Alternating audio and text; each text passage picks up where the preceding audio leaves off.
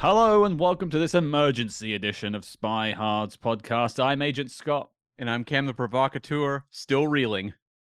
We are all reeling, and we have a lot to reel over. Mm. This is an emergency broadcast. We were just getting ready for Live and Let Die next week. Everything was hunky dory, and then a press release came out and changed everything.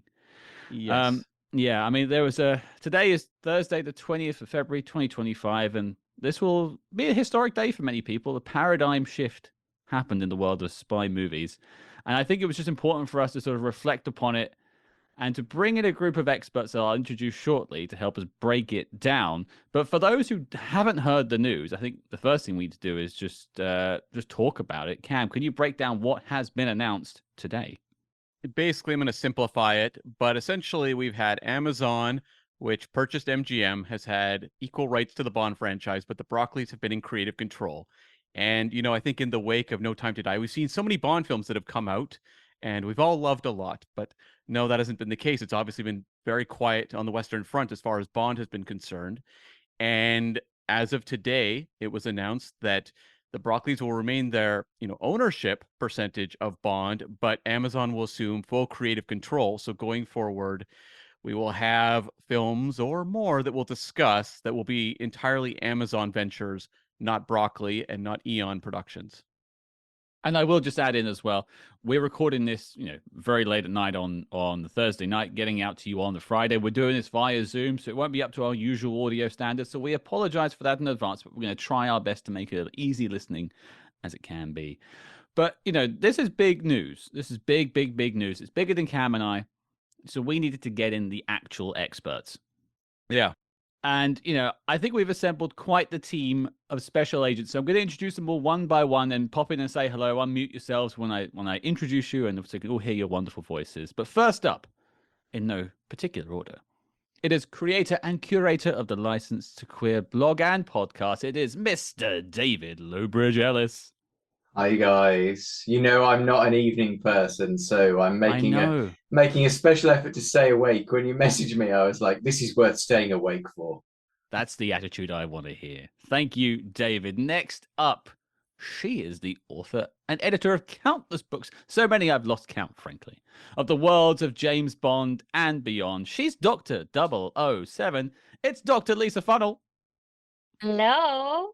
I'm awake in my time zone. It's 5 o'clock here, so happy to be here. Happy to chat.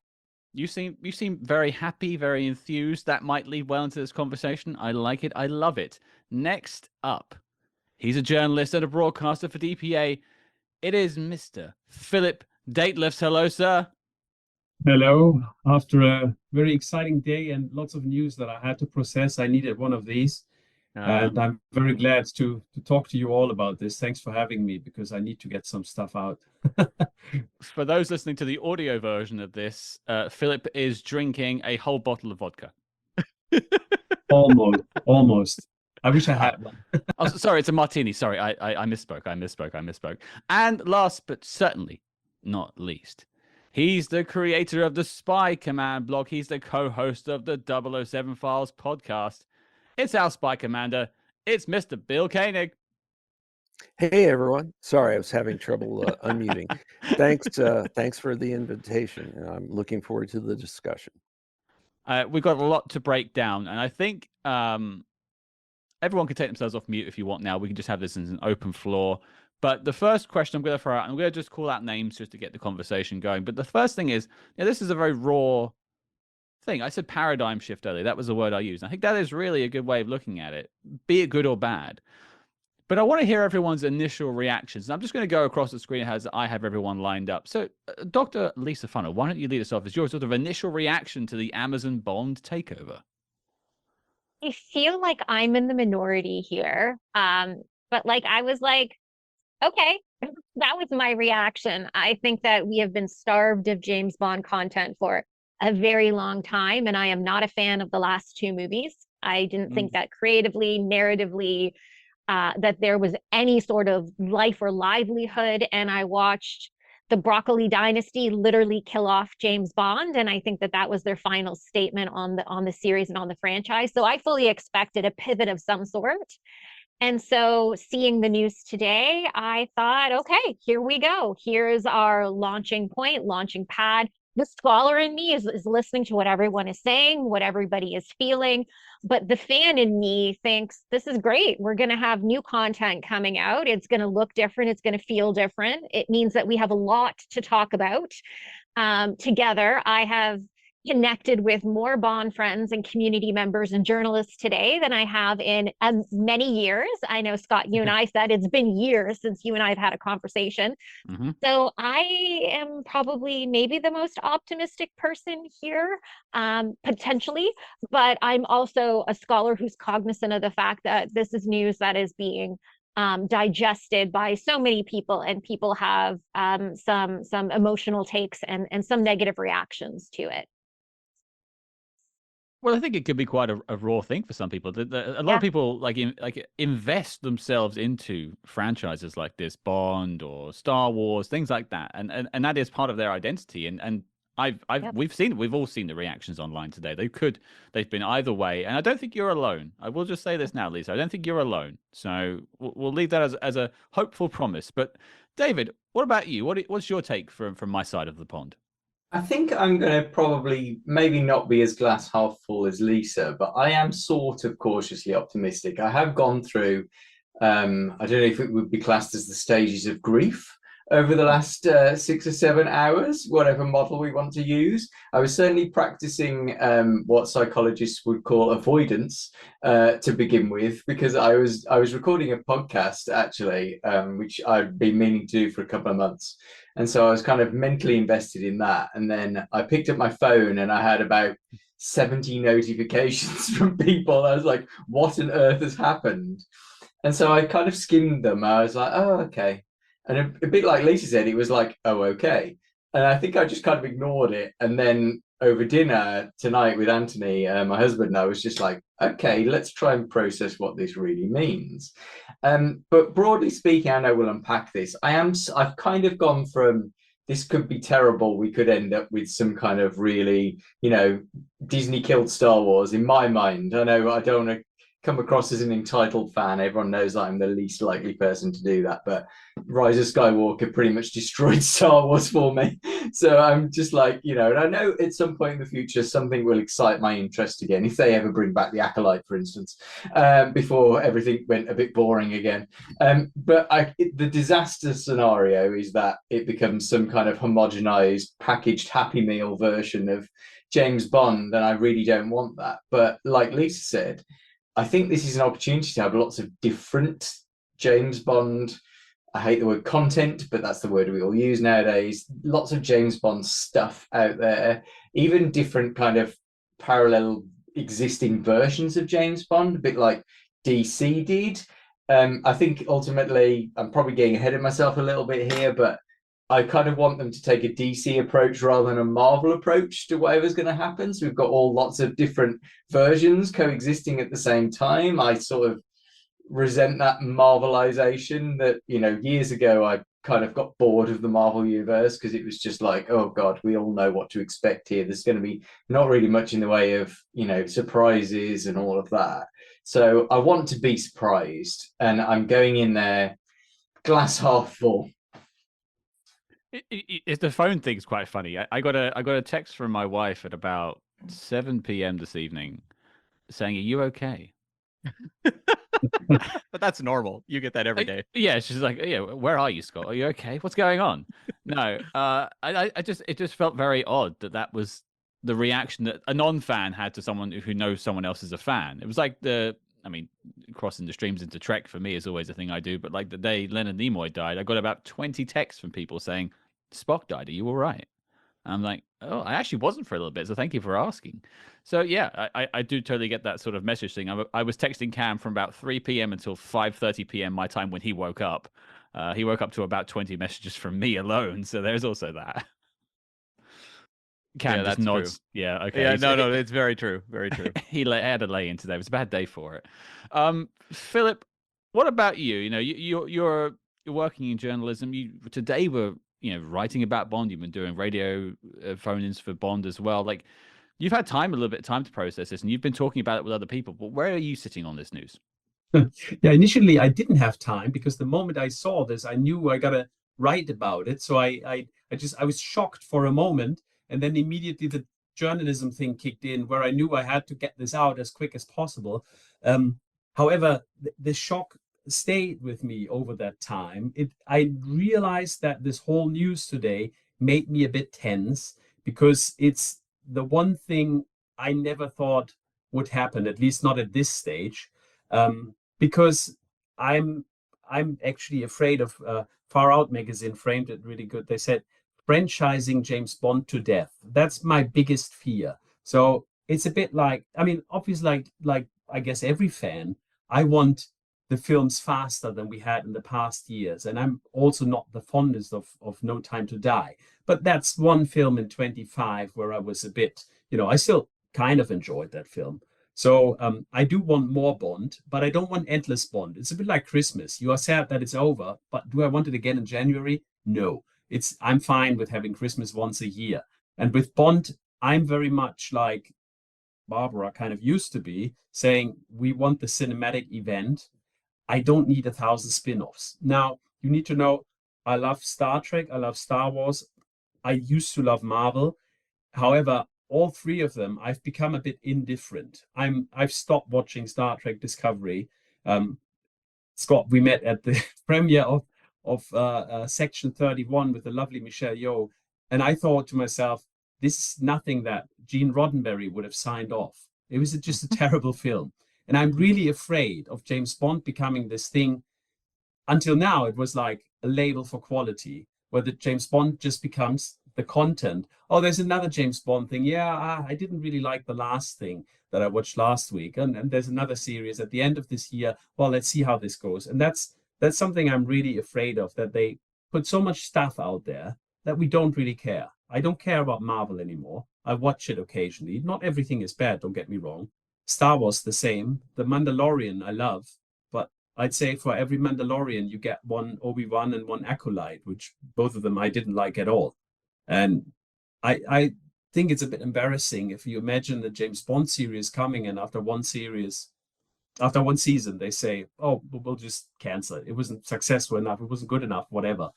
I'd hate for that to happen, because I think more than 60 years is such a great run. And even the worst films, in my opinion, were still pretty damn good and much better than a lot of the rest that's out there. So if that went away, I'd be really sad. I'd rather wait another 1 or 2 years and then have a film out. But that's not to say that I don't want to believe all the people who are optimistic about it. The martini glass is half full, mine as well. Maybe that's something I should I should get in my head. There are, of course, lots of opportunities. And one thing that I would love to see, and that I thought long before this was announced today, is a period piece series that is 100% faithful or 90% faithful to the Fleming novels, that really gives, really shows the where the stories are really told like they are told in the books. I want to see James Bond fighting the giant squid in Doctor No. I want him, race with the hand car in Diamonds Are Forever. All these things that have never been in a film. So that is, I have a slight hope that that will happen one day, but who knows? I would not be interested in a Moneypenny spin-off series personally, but I respect that other people would be. It's an interesting one. You talk about all the sort of franchises and how they've maybe diminished over time. I went and saw Captain America this weekend, just gone, and I haven't watched the Captain America and the Winter Soldier show, and so like you get this, a little bit of information in it, but you feel like you're missing a lot of stuff for that film, and it's like calling back to all these other films, and something is missing. The magic is gone, and I can definitely understand your fear there, Philip, with that one. Bill, I want to come to you last, and then me and Cam will have a quick talk about our thoughts on it. But you've been writing about spy movies for years. The Spy Command's been going for a very long time. It's a well-respected blog on spy movies. You know your stuff. What is your initial take on this news? Well, let me bring in a touch of reality, which is family companies are really hard to continue past the second generation. can be done, but doesn't appear to have been accomplished this time out, because I lived through that. I worked at a Indianapolis newspaper. The family had owned it since the 40s. And they said, oh, we are never, ever going to sell. Except as time went on, the people who believed that died out, and the younger ones who wanted to cash out, took control. So in 2000, came out, getting ready to go into work, and I had the paper subscribed, and there it was, like they were putting it up for sale. And drove into work. I'm going up to the elevator to the newsroom. There was someone also worked in the newsroom in another department, and she said to me, like, what do you think this means? And I said, it means we're going to be sold. I was probably not as polite as I should have been, but I spent the bulk of my career covering business. I knew what was going on, and it was obvious. And 2 years ago, there was this, it's called Gather All. It's a Bond fan thing in the, in New Jersey near New York. And the organizer said, I'd like you to come up and we're going to have a panel discussion about the future of James Bond. So I told the anecdote I just said here.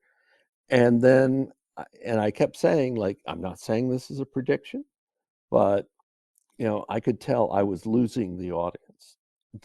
This is not what they wanted to hear, but that's how the real life works. And we'll see what happens with the franchise, but it was probably inevitable. It happened to happened to break out now. I feel like there's something That's missing in your thought there, because I didn't really get a sense of how you felt. And I kind of want to hear, like, you, as you say, I said in the beginning, you've been talking about spy movies and Bond for a very long time. You've been a fan of Bond since you were a kid. We've spoken about Bond on the show with you. I know this. I know you. Your gut feeling about this, is it a positive or a negative thing? I have some misgivings. If Amazon wants to create a Bond cinematic universe, that's the wrong move, because Bond has, some core characters. But like with Marvel, Marvel has characters, dozens of characters going back to 1939. Like, it's like, for example, could I see a Felix Leiter limited series streaming show? Sure.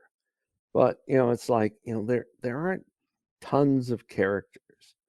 It seems like Ian Fleming Publications is trying to remedy that with some of their latest projects. But like, I don't think Bond is like Marvel at all. Well, I suppose then, like, for me and Cam, I'll just throw mine in very quickly. I've been watching Bond films, as you all know, for a very long time, since I was a very small lad, and it's much like Star Trek. I've got spy movies and Star Trek posters on my wall. Like, this is stuff I care about, and I'm coming at this from a positive, because I think ultimately it means something is happening. I may not like what happens next, but I appreciate that there's movement, and movement means change, and change can be good or bad. We've not had any news for 5-6 years at this point now, basically, since No Time to Die shot. And that's it. We've had some teddy bears released and some overpriced T-shirts. Great. Yeah, there'll be more. And $6,000 backgammon sets. Right, and a Fabergé egg. Great. That's it. That's the content we're after. Content with a capital C. God, and how could you dare forget Road to a Million season 1? Well, how dare you? Well, I watched all 8 episodes of that. Me too. And I'm trying my best to forget it, but well, I'm on season 2, so I can't really badmouth it. But wasn't that made in a way to avoid what happened today, what we got announced today? Wasn't this like something that Eon basically let Amazon do? Yeah. To leave them alone, because they were until now they weren't allowed to do anything with Bond that includes fictional Bond, but they could do a reality show. So, in a way, that's even makes it even more absurd. The problem with season 1 of Road to Million is, like, there were scenes that had nothing to do with James Bond. Like you had the Monza racetrack with the closed off thing with the high banks. Had nothing to do with James Bond. The Eiger, nothing to do with James Bond. What? Now, a friend speculated, had the contestants gone on further, well, the Eiger was kind of close to Piz Gloria, so maybe if they could have gone past that, maybe maybe they'd gone to Piz Gloria, but well, they didn't, and that's my thing was, I would not have seen all the episodes. My wife got hooked, so it's like, okay, I gotta watch it. But that is something. I will just jump in slight defense of 007 Road to a Million. Your wife watched it. Yeah. Like, I don't know if she's a big Bond fan or not. I can't assume that she is or isn't. But is that made a fan of someone related to like the content? Philip mentioned Star Trek earlier. They're in the process of doing something called Star Trek Academy, which is a young adult show. It doesn't mean anything to me. I'm a 37-year-old man. But what if it brings some new fans into the Star Trek universe? Isn't that a good thing? Well, just for the record, my wife, I can drag her to see James Bond movies. She likes reality TV shows much more than I do. So, whatever. I mean, but there were like a lot of flaws with season 1, and maybe they can fix them. Yeah, it's not perfect. No one's here saying Road to a Million was the best show ever. I don't think anyone's going to go out on a limb and say that here. But I just think it's interesting. I was going to, but you were. Well, yeah. Actually, a few prominent James Bond fans did, but I won't name them here. Well, I'll deal with them afterwards. That's fine. I think the idea of it creating new fans is an important thing, though. And I think that's something I'm going to bring up later in the next section, which is upsides. But I've missed out Cam, and he's the last man of our 6. What did you think, Cam? I'm kind of where Bill is in that this was inevitable. When I look at, the ages of Barbara Broccoli and Michael G. Wilson in particular, Barbara may have gone a few more years, but if we were to hang on to them, how many more movies are we looking at? 2, maybe 3? And then what? Probably the same end result. We're just getting it maybe a little sooner than we expected. Plus, James Bond enters public domain in 10 years. So are we just trying to secure 10 years until suddenly every studio in town can make James Bond movies? Okay. I think at a certain point we were going to be having conversations like this. It just happens to be now. Now, is it a good or a bad thing in my eyes? I wasn't happy when I saw it, but it also just meant to me, time is the fire in which we burn, and I'm getting older, and it's kind of time to mark that the James Bond that I knew is not going to return. To borrow a quote from Jeremy Smith in his write-up on Slash Film, it's like that was the Eon era, and it's come to an end, and it makes me realize that much more watching No Time to Die. And the post No Time to Die activities, like the big concert in London, for example, that it really was kind of this is the end of an era, and we didn't know it necessarily. We just thought it was the end of the Craig era, but it kind of was the end. And I think there's so many issues when you have the Broccoli's. Maybe initially they wanted to make movies with Amazon, but you have the sheer power of Amazon opposite them as creative, partners. And they're going to get swatted down so much. It's going to be so hard to make anything. And I think Skyfall had a tough effect on the franchise in a way. Everyone, or most people loved Skyfall, but it set the franchise up even higher in terms of prestige. And I think the Broccoli's were very interested in continuing to make this a prestige franchise in a way that slowed down the production. You weren't getting Bond movies every 2 years. It wasn't going to happen. And you got a lot more, A-list directors, which also they had their input as well. And so it meant that Bond fans had to be a lot more patient. And that's harder to do as we go forward. You look at, the franchises we've named, Marvel, Star Wars, Star Trek, there's endless stuff coming out. Too much in my eyes. I think, I was talking to my friend Parv about this, and her family was obsessed with Star Wars. They raised their kids on Star Wars. And she just said it now they don't even watch them anymore because they're not special. And it's like that exclusive nature of it, these movies that come out as events or the odd TV show, it's gone. And that's something Scott and I have encountered with Star Trek. So I think at this point for me, it's going to depend who they bring on to manage the franchise, because we've seen people who can manage a franchise and people who can't. And, speaking for Star Trek, that one has gone very, very rocky. And it's basically a point now where I think we're going to have a bombardment of James Bond content. And it's going to be more of a hope of, can we get an Andor? Can we get, a Star Trek Strange New Worlds? Can we get something that gets it right amidst probably some attempts that we're not too happy with? Can I make a quick observation about numbers? Mm.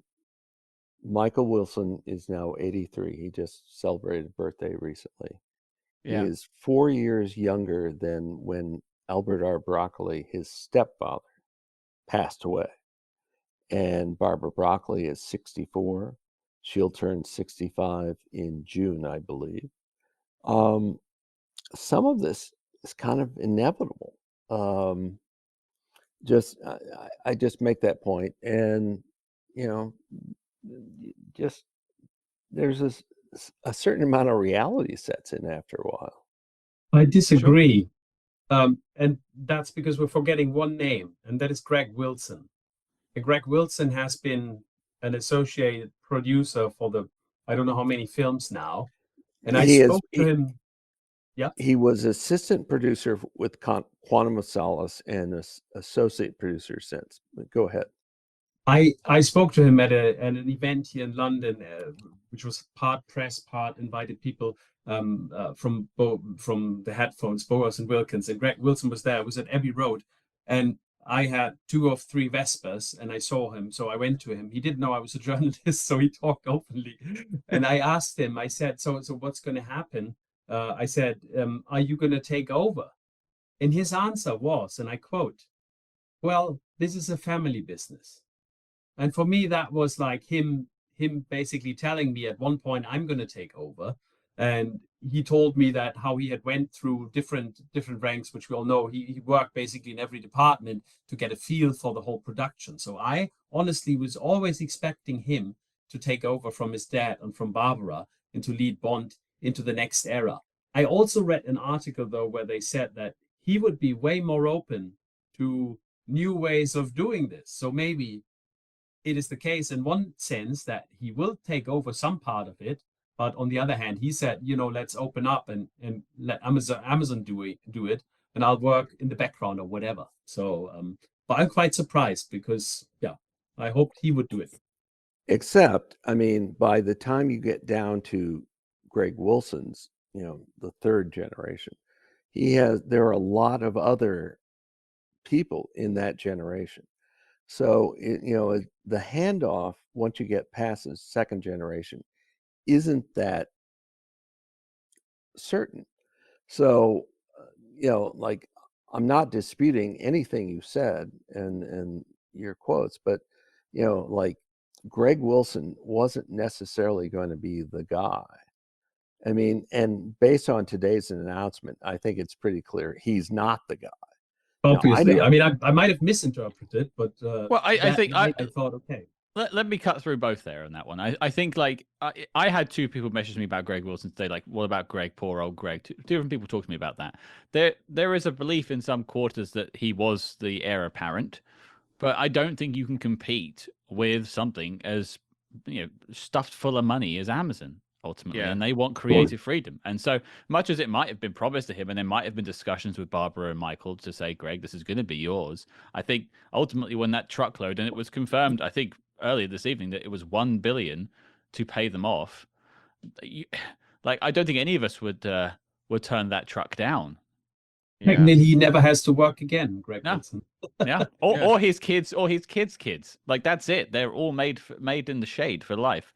Right. And Greg has his own interests. He's into music. I don't know a lot, but I know that much. So,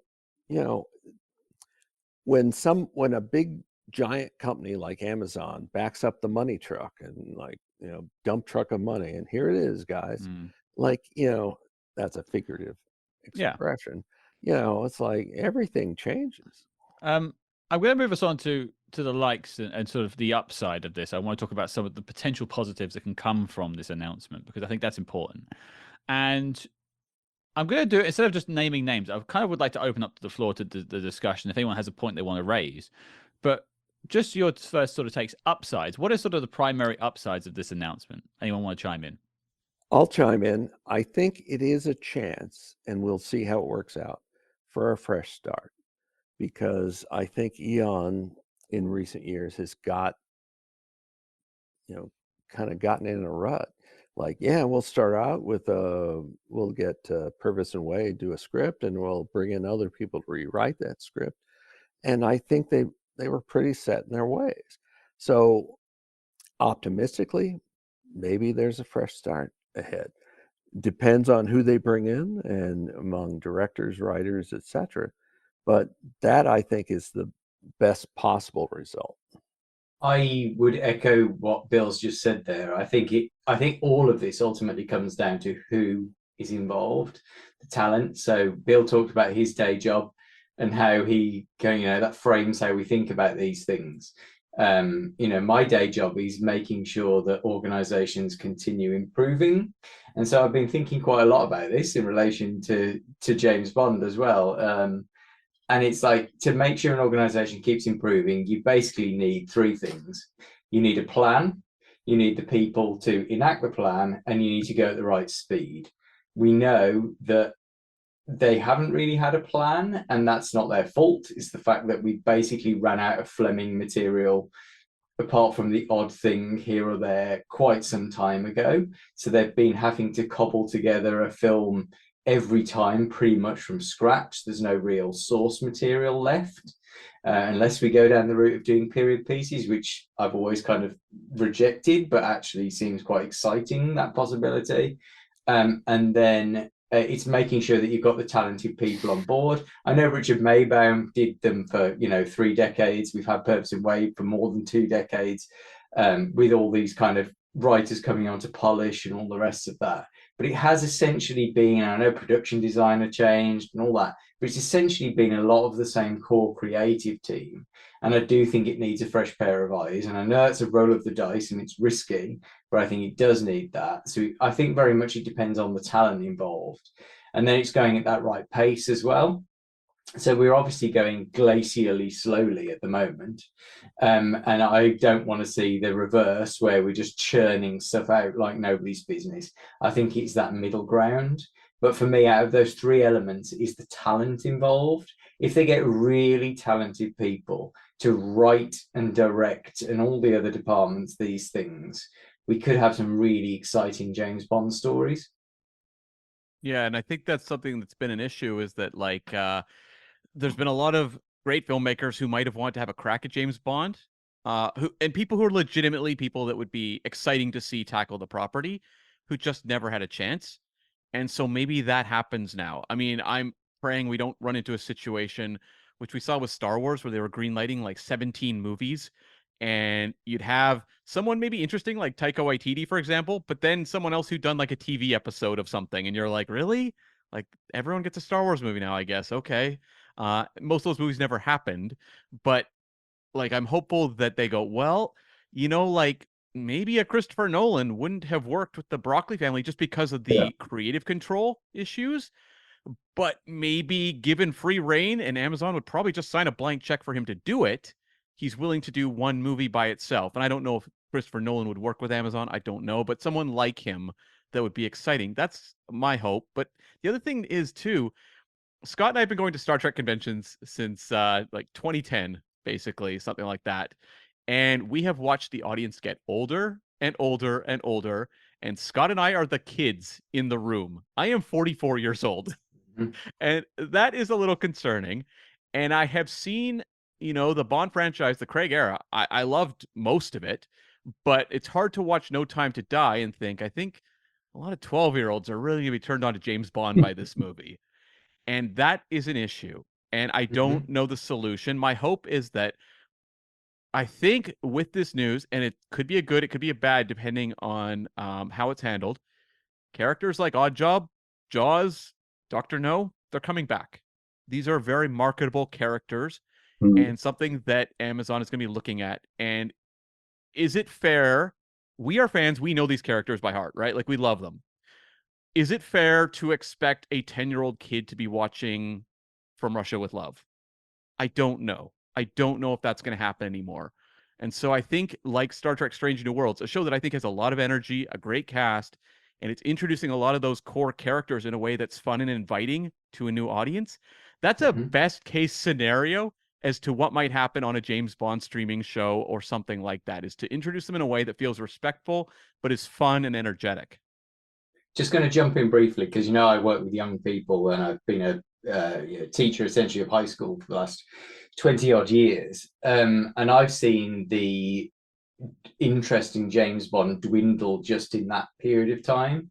So when I first started teaching, it was, you know, I tried to bring James Bond to everything I was teaching, you know, whatever it was, inevitably. And initially it was kind of like, you'd maybe have like, out of a class of 30 something, you'd have like 5 or 6 kids who were kind of into James Bond. And now it's more like, you're lucky if there's one. I, like you guys, I really fear for the audience is not getting any younger with James Bond, and that's partly because the character ages up and then you reset. But Casino Royale was a great jumping on point for a lot of people. I know Lisa and Philip said they hated No Time to Die and where it went. No, I didn't hate it. Philip, you said that a lot of people loved Skyfall. I'm not really a big fan of Skyfall, because for me it was a missed opportunity to continue the trajectory of Casino Royale and Quantum of Solace, which for me were heading in much more interesting directions, particularly in the portrayals of women. Which I found really, I know Lisa is nodding vociferously because she's written extensively about this. And yeah, Skyfall was a really regressive step for me. And there's an alternative version of where James Bond went after Quantum of Solace in my head. And I know I'm again sounding like one of those entitled fans who's kind of like, I want my James Bond like this. And, you know, I'm not that sort of person. I love Casino Royale 67, you know, 7 James Bonds, 4 of whom are women, you know, bring it on. The crazier, the better. You know, I'm not that sort of person, but it was heading in such a interesting, sexy direction with Casino Royale and Quantum of Solace. And then we start heading back into, and apologies to anyone, and I'm very aware that I'm fast approaching middle age myself, but an old man film series. It started sort of going back into that territory, and I was like, no, don't do that. And I think this is an opportunity to kind of correct that mistake in a way, which is really, I know a lot of people will be listening to this and getting really peed off right now. To be fair, they're probably used to it on Spyhards. It's part of the course. Well, Lisa, David, you're a kid, so I don't want to hear about you feeling old. I'm 42, Bill. I'm 66, about to turn 67. I mean, clearly, David, you've been a Casino Royalist for a long time, and you don't look 42. So, thank you, Scott. Lisa, I want to go to you.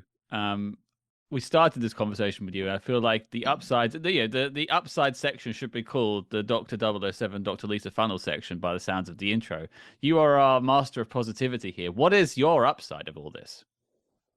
Well, I think that the James Bond universe is a really fascinating place, and there's some interesting characters, and I've always wanted to learn more about other 00 agents. I've always wanted to hear more about Pussy Galore and her flying circus, who flew in and flew out of that film so quickly.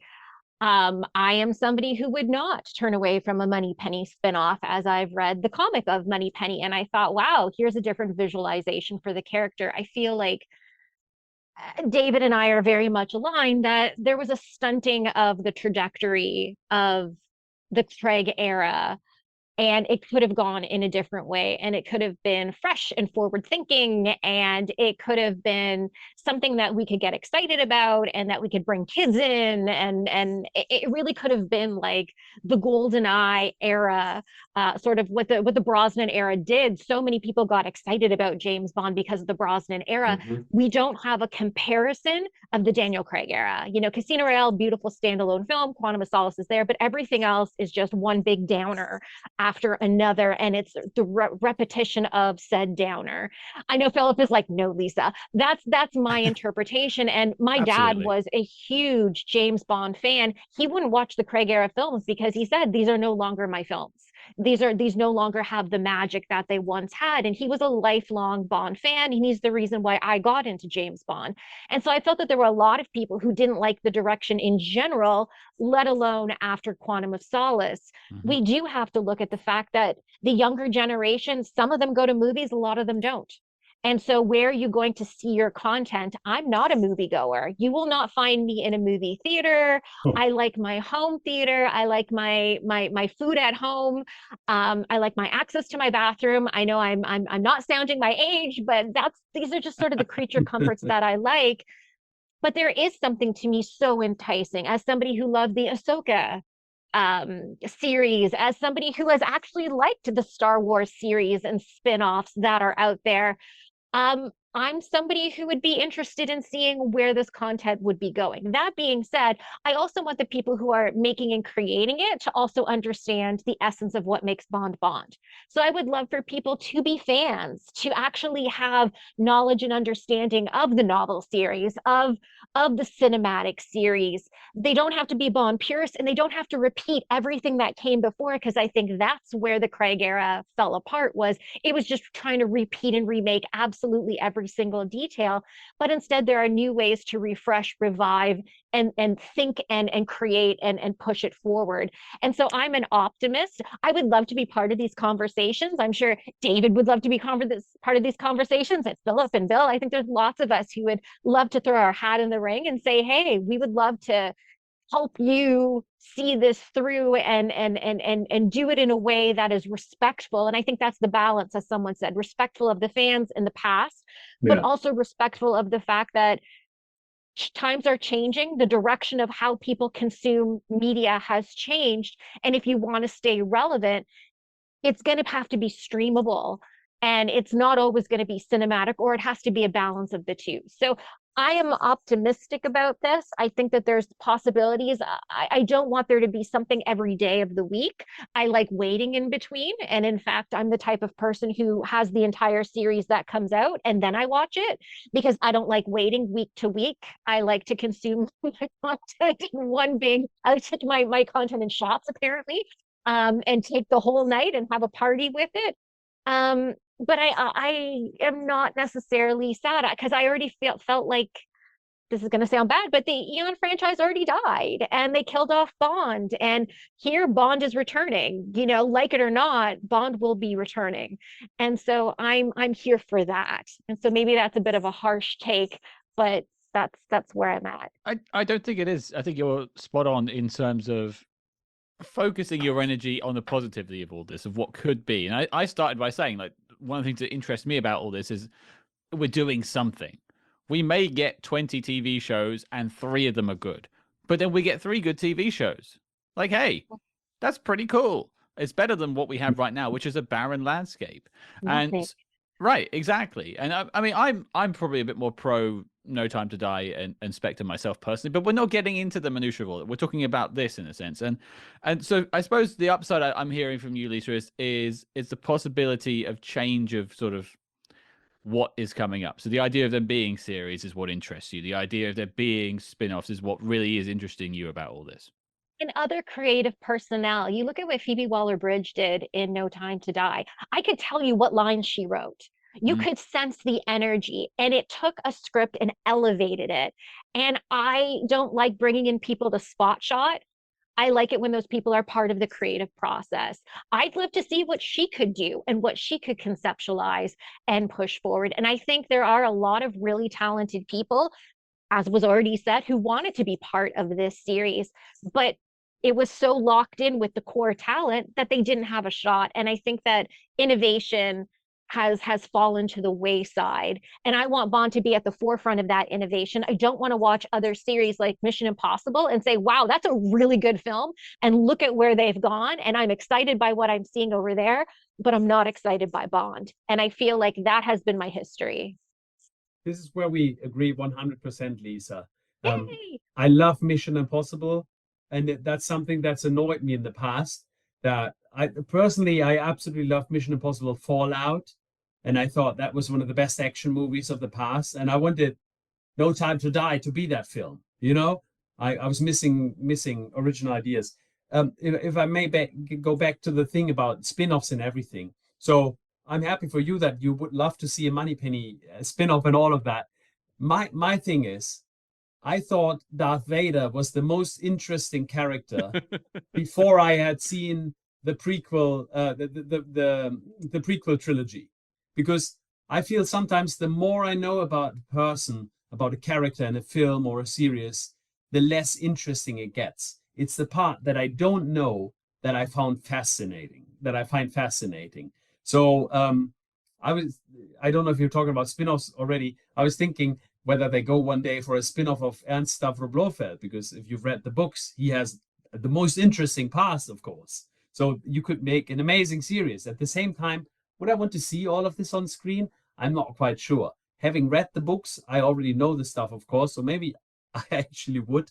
I know I'm contradicting myself here, but in general, I find it more interesting the less I know about people. That's why, for instance, sorry, Charlie Hickson, I never wrote his young Bond books, because I'm not really interested in what Bond did before he was the character we all know. So I'm more interested about where he goes from where he is right now. And yeah, I feel exactly the same as you feel about Darth Vader. I once upon a time I did a Star Wars comics podcast. I am, despite what I said at the start of this podcast about Rise of Skywalker killing my enjoyment, I still, I am a diehard Star Wars fan. I have been since I was like 7 or whatever, before Star Wars became cool again. Because I kind of missed it the first time around, and then was kind of a late teenager when the prequel trilogy came out. But there was a Darth Vader comic series which I was dreading, and it turned out to be written by a comic artist called Kieran Gillen, who is an absolutely phenomenal writer. And he turned Darth Vader into an even more interesting character than he was in the films. I come back to my point earlier from it's the talent involved in writing those stories. What is the story about Darth Vader? You're right. If there's no story there to be told, and I will stand up for Charlie Higson's Bond books, I actually put off reading. I'm not saying they're bad. No. But I, for the same reason you said, I put off reading Charlie Higson's young Bond books until I knew I was going to be interviewing Charlie Higson, and then I interviewed. I read all of them quite quickly and loved them, and thought I wish I'd read these years ago, but I'd put it being put off for the same reason. But because Charlie Higson's just such an amazing writer, they're really interesting stories. On His Majesty's Secret Service. Yeah, but can I insert a little bit of history? In the earliest years of the movie industry, there were money types who referred to movies as product. It's like demand for movies was expanding. We need more product. Product is not that far away from Amazon people talking about content. And I get that from specifically a 1985 book written by a one-time United Artists executive. The book is mostly about Heaven's Gate and how it led to the downfall of United Artists, but there's a great chapter about history and the history of United Artists. So when Barbara Broccoli is upset about Amazon people calling it product, it's similar to the early history of the whole industry. Just something to keep in mind. Well, I think, go for it. If you have a reply, I was just moving us on. Sorry, one thing that I feel we kind of forgot to mention. Lisa, you were saying before that you enjoy watching a movie most when you're in your home and all of that, and I get that. And also because sometimes I feel cinema audience these days can be quite annoying when they take out their phones and all of that stuff. However, I'm a cinema guy. I actually last year I watched all 25 Eon films on the big screen in London because they were shown here. So, and I still love that experience. But what we forgot to mention is that actually Amazon is right now, apparently they're embracing the cinema, and they're working on having their own theatrical distribution arm. So I think the main film, thinking that we might have spin-off stuff, but we'd still have the main James Bond film, I think that will still have a cinema release.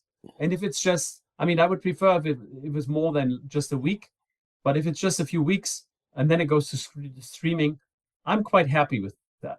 But please let me watch it on the big screen. Last year, I had the very rare opportunity of watching the new Beverly Hills Cop on the big screen, and I loved it. I saw it on streaming, but I saw it on the big screen, and it was so much better. It was so much more fun. The theater was packed with people who loved it. There was big sound, big. There was just that vibe that I want when I watch a new Bond film, like I did on the 28th of December, 1995, when I was in my local cinema watching GoldenEye at 7 minutes past midnight. Look at you remembering the time. I will just jump in there as well. I just think it's interesting you mentioned like it being improved by seeing it in the theater. I don't think Section 31 was improved by me and you seeing it in the theater together. Oh my God! I'm sorry. It was a shared Except trauma. for Michelle Yeoh, we need She to was say great. Michelle Yeoh is great in it. Yeah. It's just the rest of the film is horrible. Yes. We interrupt this program to bring you a special report. Red alert, Spyhards, we are shaking things up over on the Patreon page. That's right, we are launching an exclusive new show where we tackle the exploits of the small screen's greatest secret agents, like Jack Bauer, George Smiley, and beyond. And don't forget, every month you also get 2 Agents in the Field episodes where we decode the adventures of your favorite spy actors in their biggest non-spy movies. But Cam, tell the people what we have coming up next.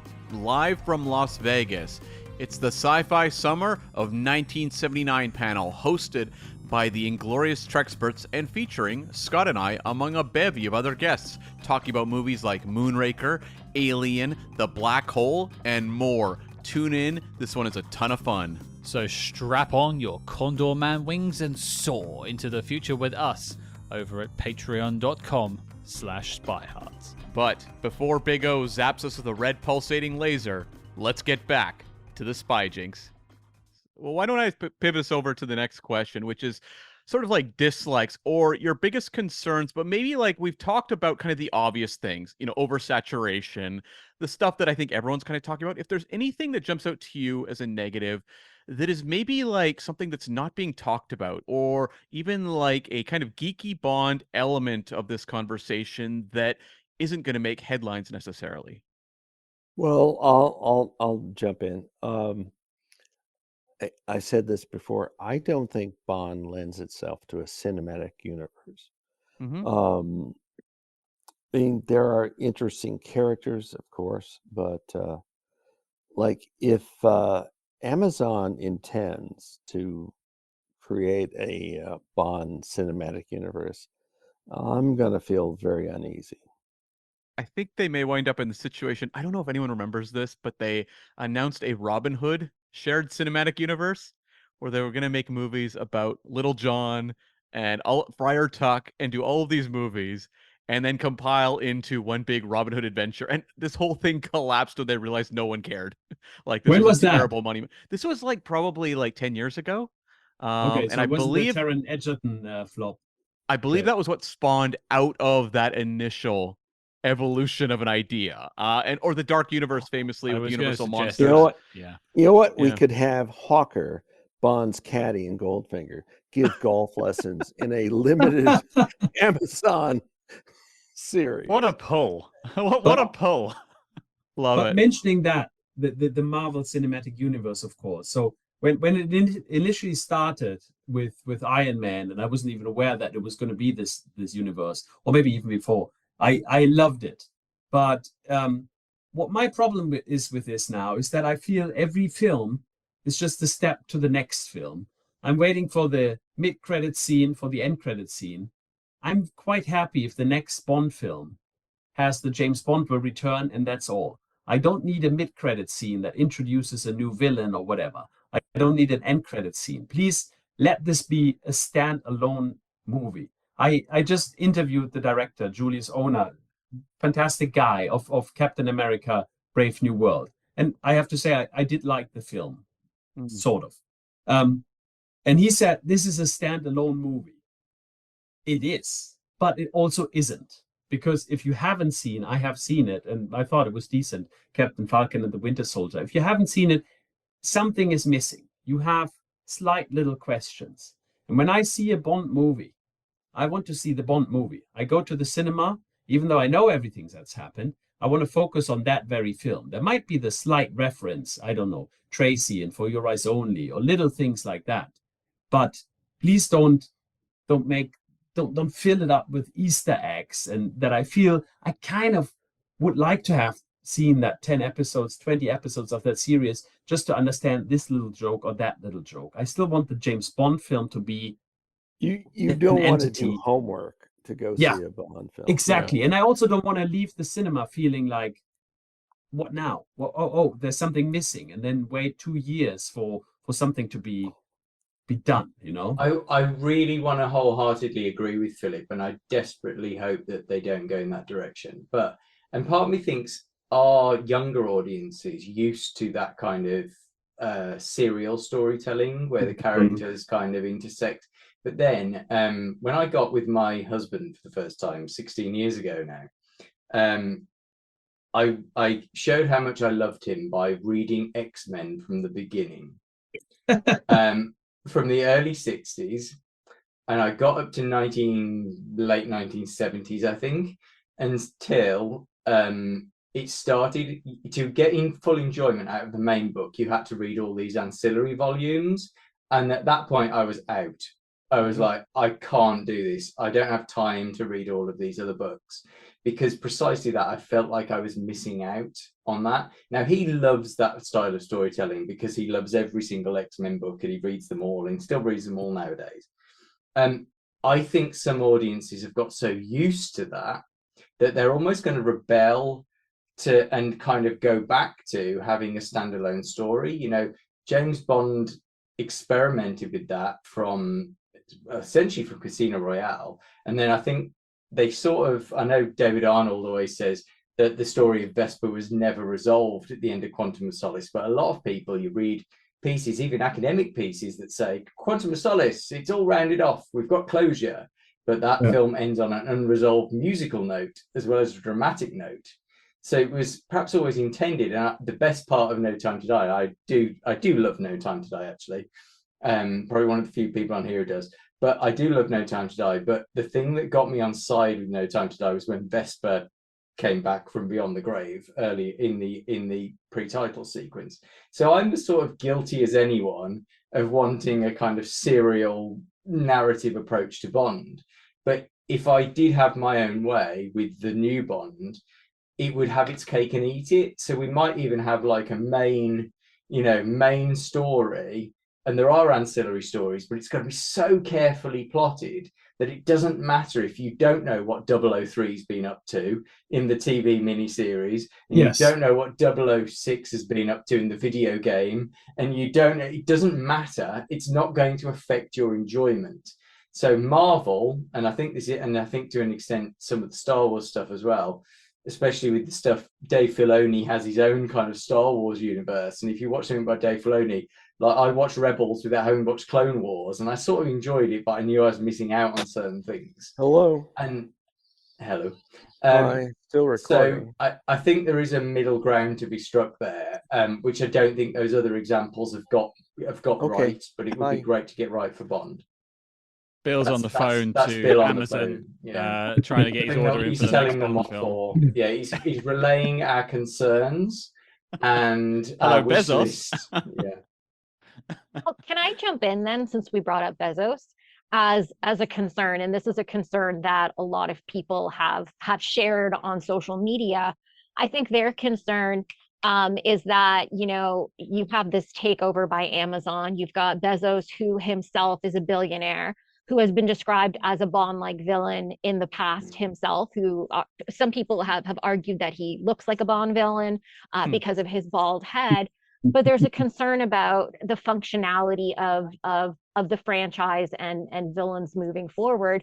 If Bond is now working with and for a villain, then who is going to be vilified geopolitically, socially in his films?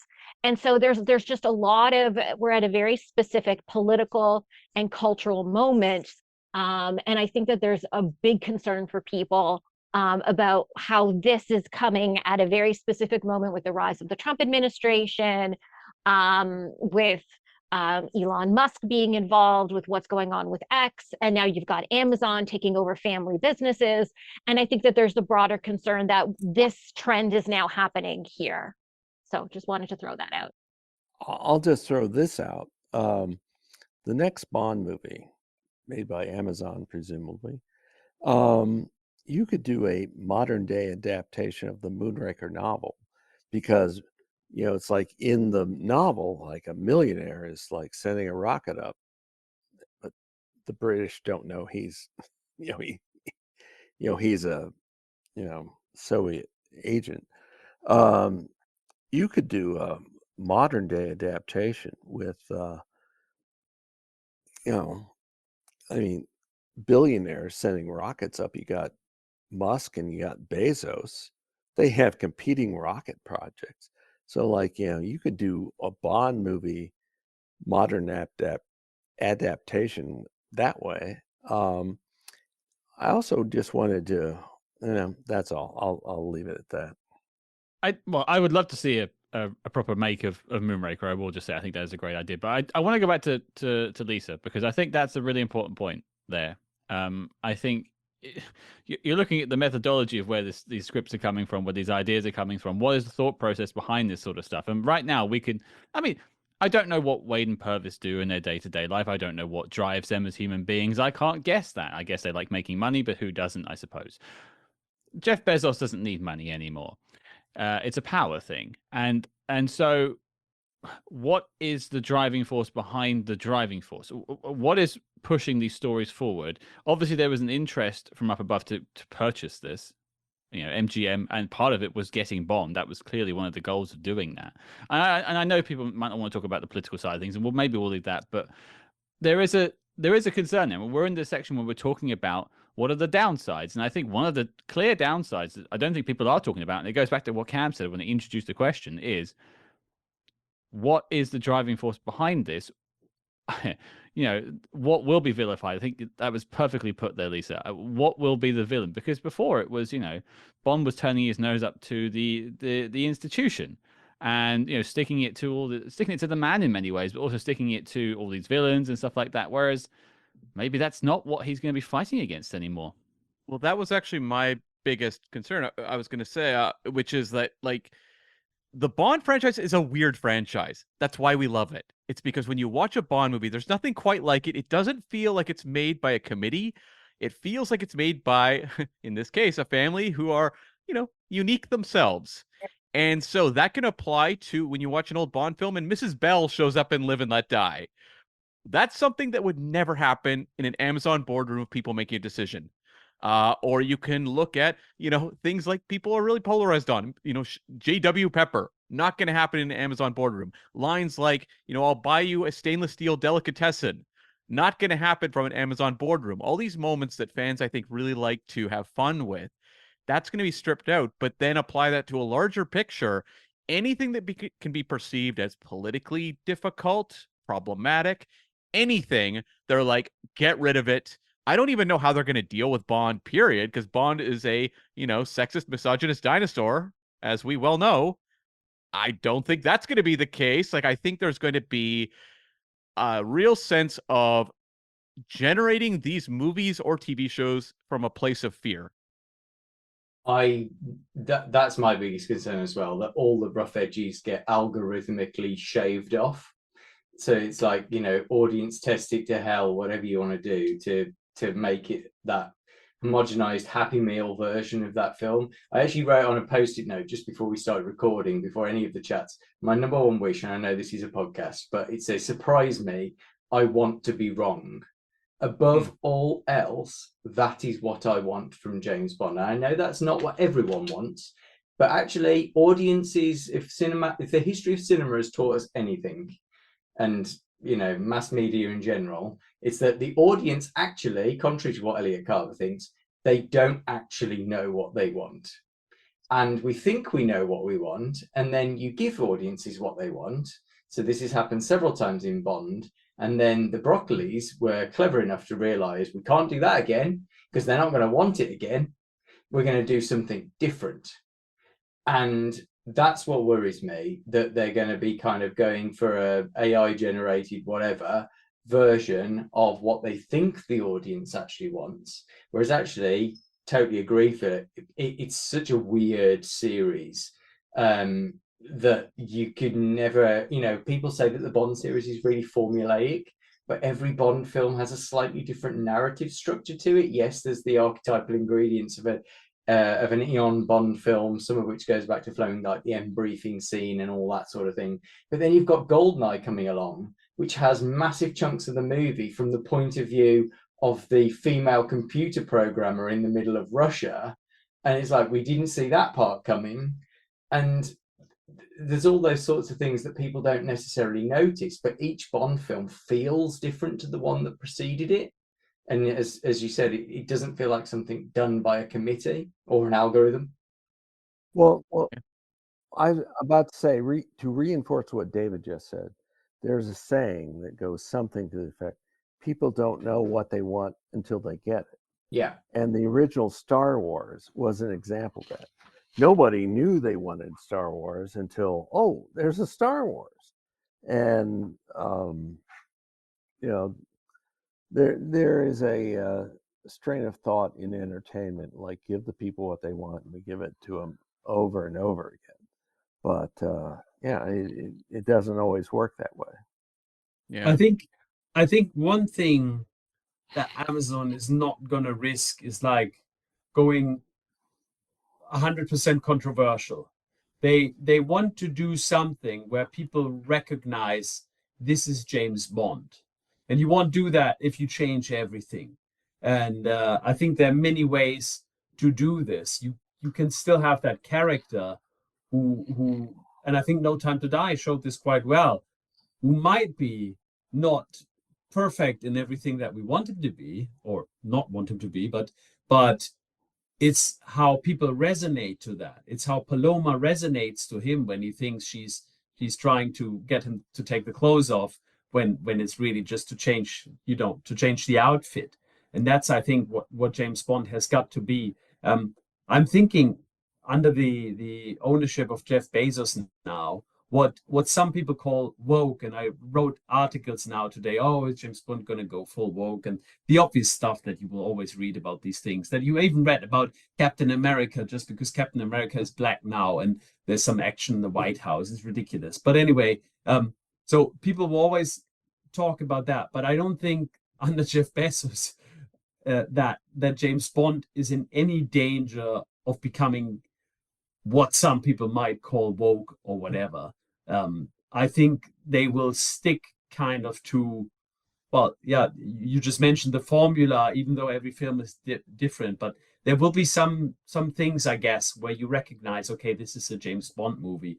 And I'm quite optimistic, even though I seem to be the most worried in this round, that they will try to make a film that will please a broader audience, but also make them recognize it as a real James Bond thing. Because if you change it too much, then nobody's happy.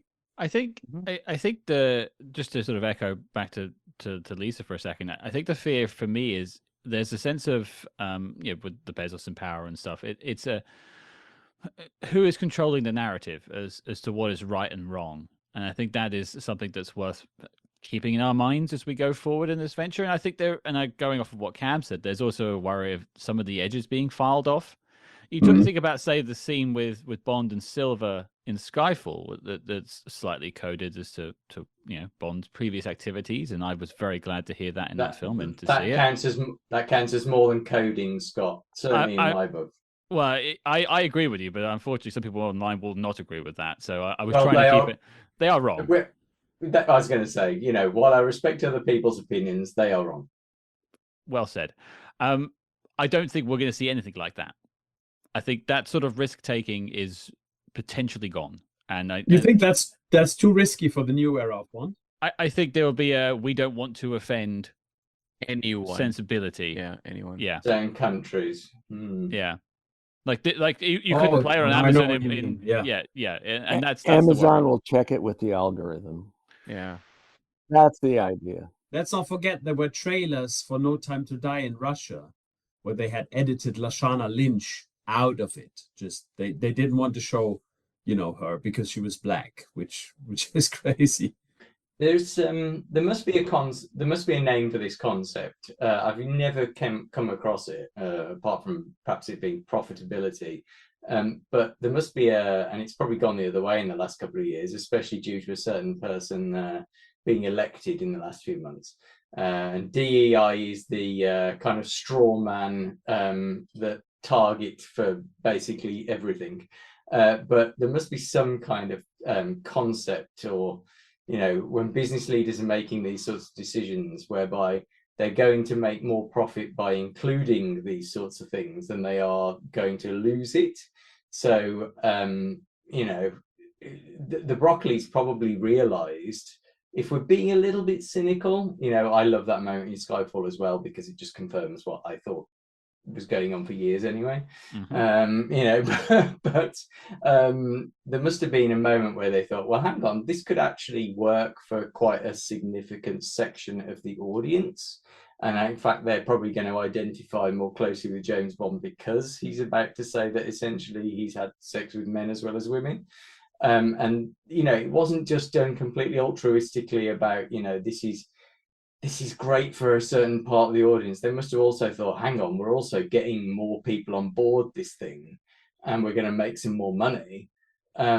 I do think that because we are going through, particularly in the US and to an extent the UK and certain other parts of the world at the moment, we're going into peaks and troughs specifically with gay rights, but generally, lots of forms of equality. We're going through something of a trough at the moment rather than a peak. I do think we're going to see some backsliding on some of these, but I think a lot it will go up again, and we will get to a point where actually it's profitable. We call it the pink pound sometimes, where you realize that you want to get the gays in the audience to buy your product, so we're going to market it specifically to them. And so I think probably there is scope in the more distant future for that to come back on board in Bond. But I agree, I think we're probably going to get some reticence in the next, at least in this first wave of Bond content. Well, I was going to lead us into our final topic, which is, what do you think happens next? Pull out your solitaire cards. There's this announcement made. Amazon's taking over. What is the next thing that starts to happen? They're going to announce an actor sometime. To be honest, I have a feeling that it's going to happen this year. And I think because this whole thing is essentially a reset and none of the old rules apply, the rules of, not having somebody who's too famous or whatever. I even see now, I would have said completely different things 2 days ago. I even see Henry Cavill back in the race now, because somebody at Amazon might think, this guy's handsome, this guy is popular, this guy has done the audition. There's lots of fans who want him. Let's go for it. Because the old rule that it has to be somebody who's not famous or whatever can get the role, that doesn't apply anymore, I would say, for the Amazon people. So they might as well have some superstar take the role just because they can afford it, they can pay it. So who knows what will happen? And probably, of course, we're going to get a director and a script and all of that before, because that's what usually happens.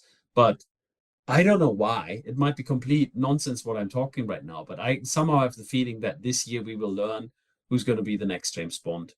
And if I may say so, I want Aaron Taylor-Johnson to be that guy. Philip, I very much hope you're wrong on both counts, but I have a horrible feeling you might be right. Henry Cavill, I find Henry Cavill insanely attractive. So even me, and I'm straight. Well, equal opportunities here for lusting after Henry Cavill, and we're all right. But the prospect of watching Henry Cavill on screen for 2, 3, 4, 5, or 17 hours is not something I would abhor. However, I would hate him as James Bond because I just think he's not a brilliant. If he ever hears this, I'm so sorry, Henry. Call me. I actually don't think he's a very good actor, or at least I've never seen him portray a character that would work. I know he's in The Man from U.N.C.L.E., but I didn't think he was good in that either. I just don't think he's got the acting chops for a James Bond nowadays, and I think Daniel Craig has really raised that bar. Whether you love Daniel Craig's films or not, I think, bloody good actor. So Henry Cavill for me would be the Happy Meal choice for James Bond. It's like someone who looks good in a suit with their top off. I'm just like, is that all James Bond is? And then Aaron Taylor Johnson, I bumped into him when he was at the almost literally when he was at the concert at the Royal Albert Hall for the anniversary a couple of years ago, which is where the rumors started. Yeah, and it was like, okay, and since then I was like, I'm pretty sure he was, if he were going to remain creative control, he would have been James Bond, and he might still be. But again, I'm not actually a massive fan. Again, call me Aaron, you're very attractive, but that's not the only criterion for James Bond. Even for someone like me, I'm just like, there needs to be more. As I said on my post-it note here, I want to be surprised. That is my number one fear, that these decisions are going to be made and I'll be like, oh yeah, I thought of that.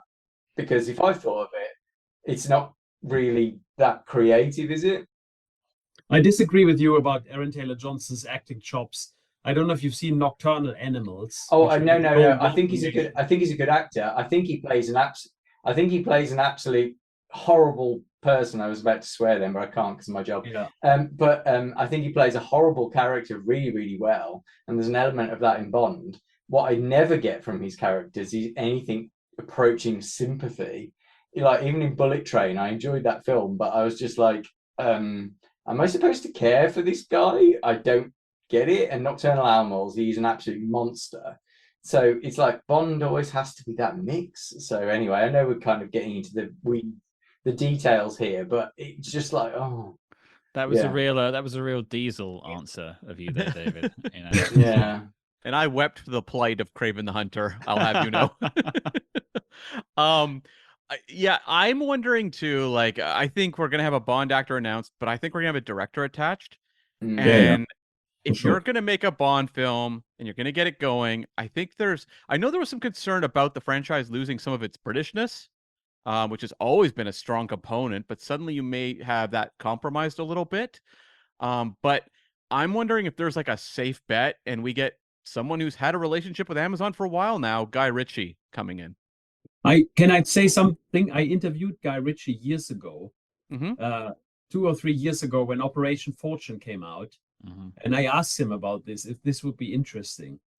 And you can find this on my Instagram, James Bond or Nothing. He genuinely didn't seem that interested in it. I don't know, when that Amazon $1 billion truck pulls up outside your house, you get more interested, don't that you? might change it.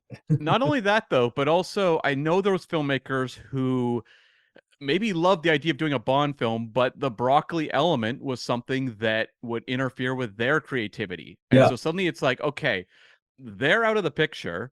Here's the blank check. You can bring in the writer you want to work with. Do you want to make a Bond film? That is suddenly a lot more appealing.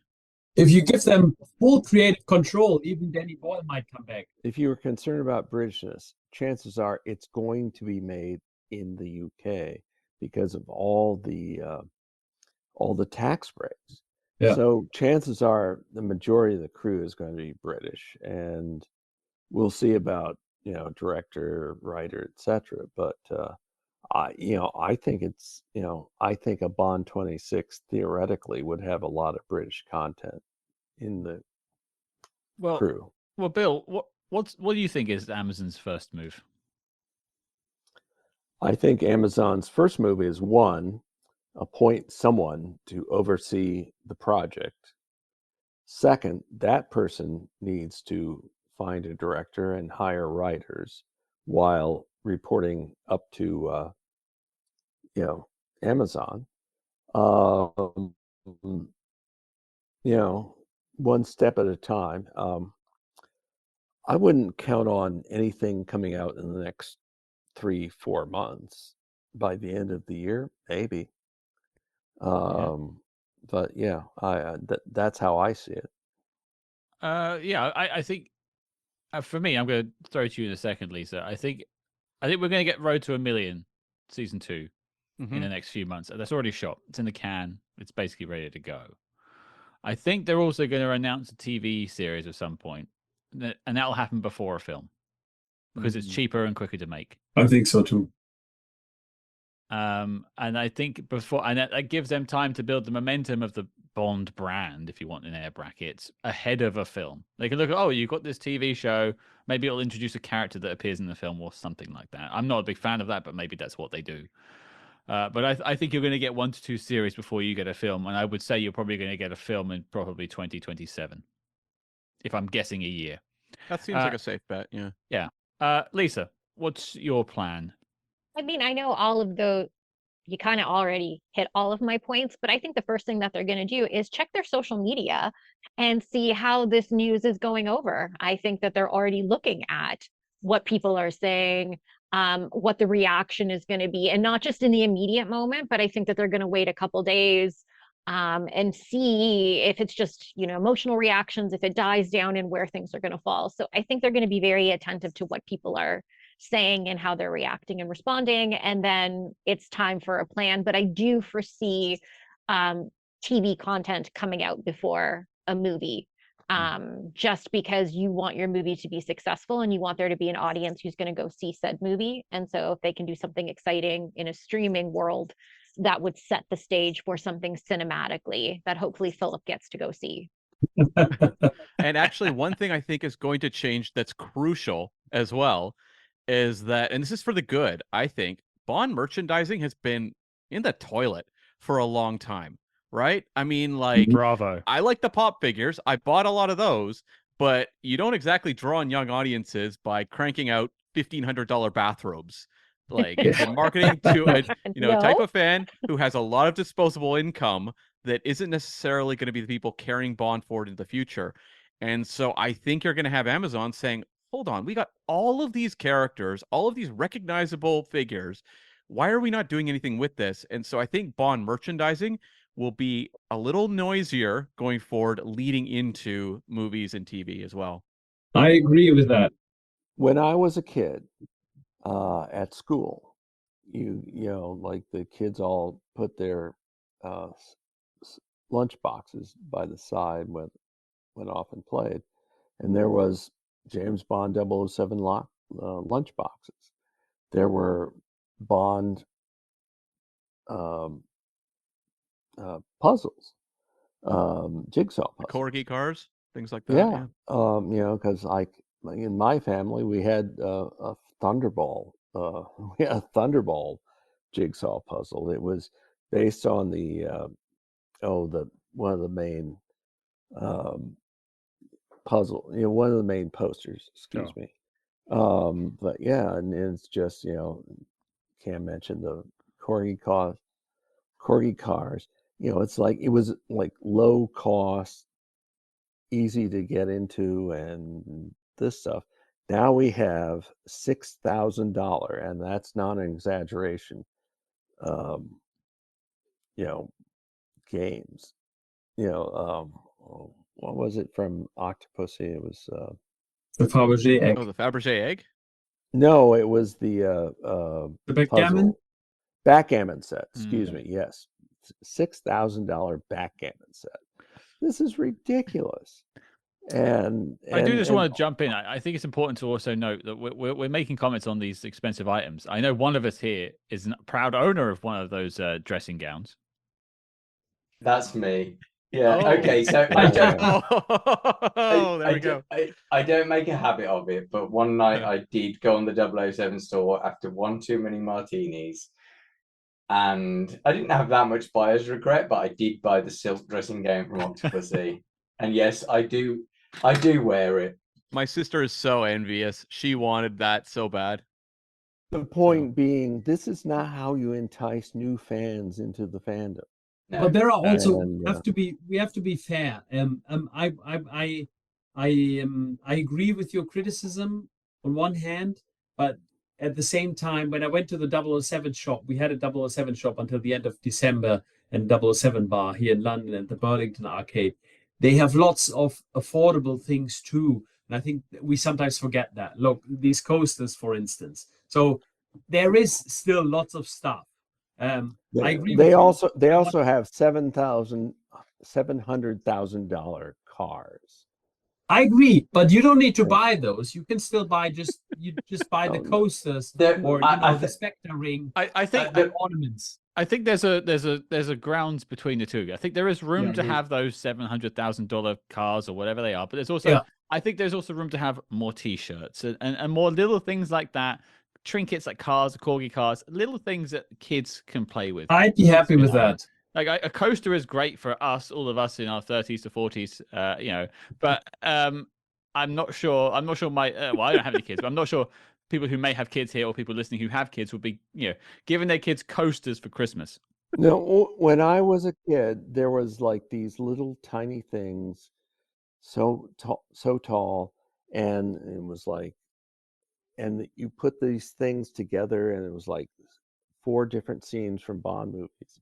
And you had multiple Bonds, and you had Bond on the laser table, you had Goldfinger, you had Odd Job, you had, you had M's office, where like the M desk, actually you could bring up this little plastic thing, This wasn't even based on the movies. This was based on the Man with the Golden Gun novel.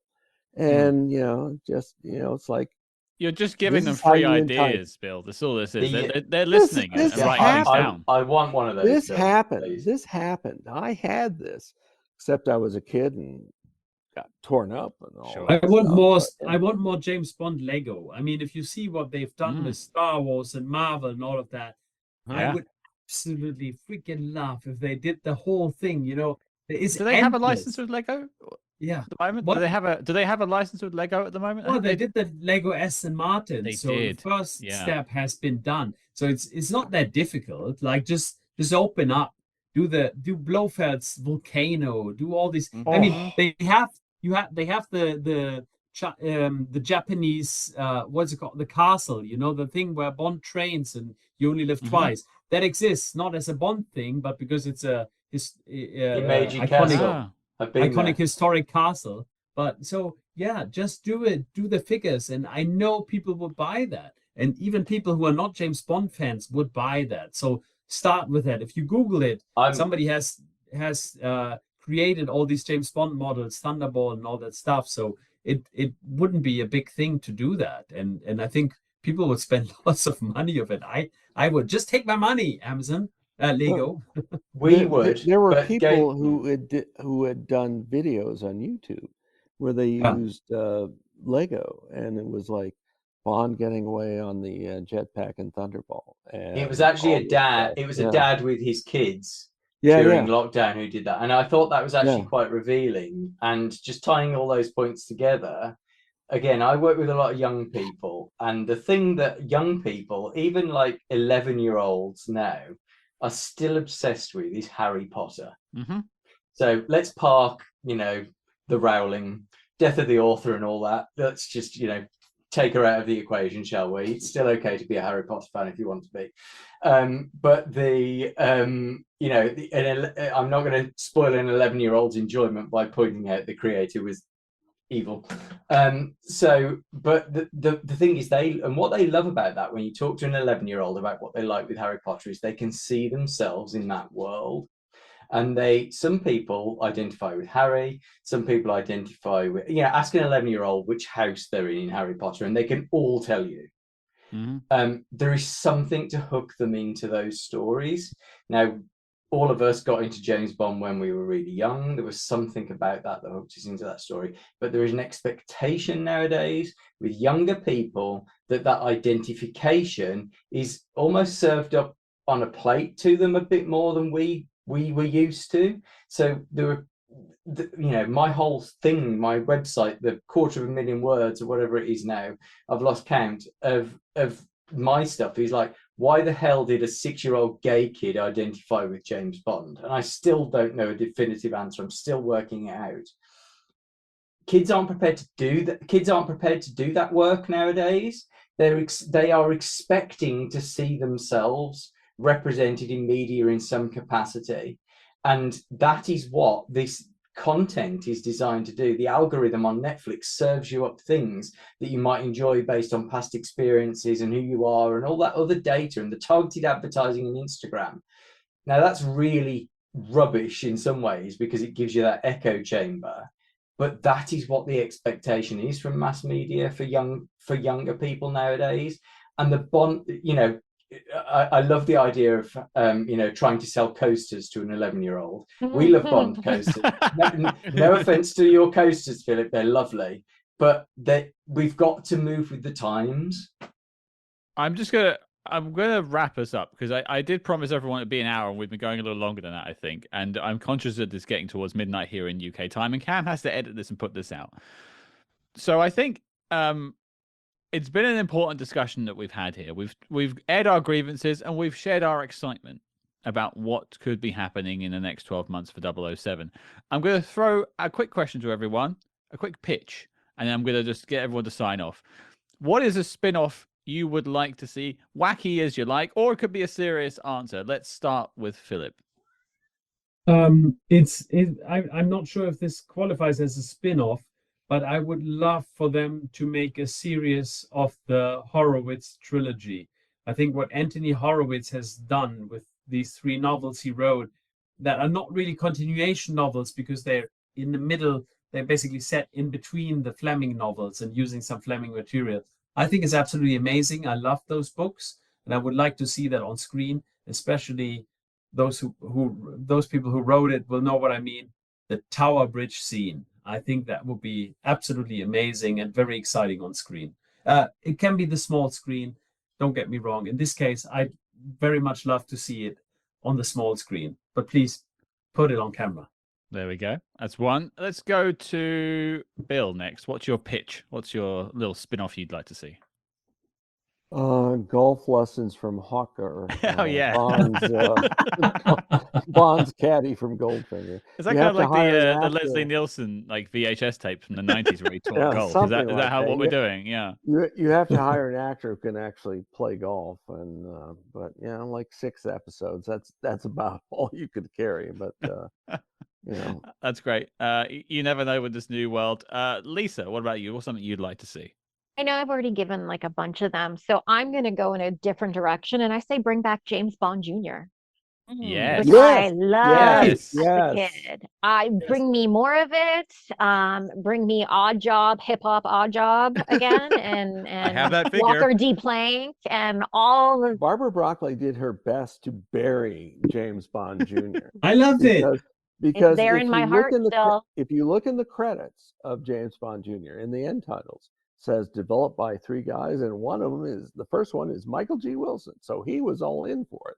Yeah. But Barbara said, "No, this shall not be mentioned again. Maybe time to bring it up again."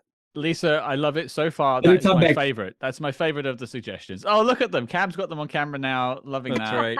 That's right. Jaws, James Bond Jr. and Odd Job. Yeah. Great stuff. Great stuff. Well, Cam, why don't you give me your pitch? I think there's been, a lot of people saying they want a period era James Bond film. I don't know if that's going to be the case because so much of this is driven by, tie-ins for products and stuff like that. They want to keep that relevant. What about like a short 6-episode series, The First 00, where we can go into the origins of the 00 program, have the period setting. You can have a little bit of the rough around the edges, maybe the politics of the era, Cold War kind of stuff, or earlier, wherever you'd like to go, and give us a little bit of a foundation for something that we've always taken for granted without knowing that much about. Good one. That's a straight up answer that I think actually could happen. I want to see that now. Yeah, I want to see that. Okay. David, what have you got? It's sort of a bit similar to that, and I think it's a kind of have your cake and eat it scenario. I actually never got into James Bond Jr. I think there's a great part of the Bond character which is about wish fulfillment, of wanting to be kind of more adult than you really are. I think most kids' fictions actually, most things that we get into as kids, we all identify actually with people who are slightly older than us. I do think there's scope then, though, to do a 00 TV series, and I know everyone in here knows that I'm a massive fan of the Kim Sherwood book series, even before I got to know Kim personally, I was like, yes, finally, we get to have a different perspective on what it means to be a double O. And that's why I've championed those books from the beginning. I'm not saying it has to be a straight adaptation of that, but I think it would allow you to have that core story of Bond, and don't change his character all that much. But then you've got all of these other stories, different people. You know, you could even do something as a mini series, almost like a Rashomon style, you know, multiple point of view about a single event, you know, all these double O's feeding into it, and then see where it goes from there. And you could have the individual stories. So the version of a James Bond cinematic universe for me is Bond being the core, but then all of these characters sort of feeding into it, but without ever having to invest too much in those characters if you don't want to, but to weigh into the main series for people who connect more with those characters. I pitched this as like jokey answers, and we had some like 3 really great answers there. I think David, that's tremendous. Lisa, I love that, and I think Cam's is probably the one that's going to actually happen out of this, the 5 of the ones suggested. I was just going to come up with some jokey thing about Dolly and Jaws opening at dentists. Could happen. It genuinely could. I think maybe you call it Jolly if you just smash their names together. Is it about her brackets? Yeah. Well, don't discount Hawker, because LIV, the Saudis backing it. Well, yeah. You never know. You never know. What I think that could bring us. Oh, go, Bill. You got to interrupt me. Go for it. I can imagine the Saudis subsidizing it and Amazon taking the money. Yeah, sure, great. We'll soon find out. That's not entirely serious. I think what I said early on in the show, that we might have a spin-off of Ernst Stavro Blofeld, a bit like the Joker movie. Like, where does this guy come from? I don't think that's completely unrealistic, actually. Well, if they need a bald guy, I'm available. Well, we kind of had that with the early scripts of Spectre. Yeah. I've read them and like. Ugh. Well, I think that brings us to a close. I think we can all sit back and digest a bit more and go to bed now and think about what we've learned today. And I think what we've learned in this discussion is that, okay, there might be trouble ahead, but I think what the real message to take away is that there's opportunity here. Mm-hmm. There's opportunity to expand, and there's opportunity for good things to come from this. And if I want you all to leave here listening to this thinking that something good might come of this. Don't be woeful. Don't be sad. Change isn't always bad. Let's see what they do. For a clean slate. Exactly. I'm more optimistic now than I was before, and it's not just to my martini. The bottle of vodka is empty now. Philip is on the floor. But okay, I want to thank my esteemed guests here. I think you've all really stepped up the mark here and given some great insight as to what this all means to everyone listening. I think everyone's found something in this discussion that they can really tune into. I'm going to go through. I want everyone to tell me where people can find you online and can find your wonderful works.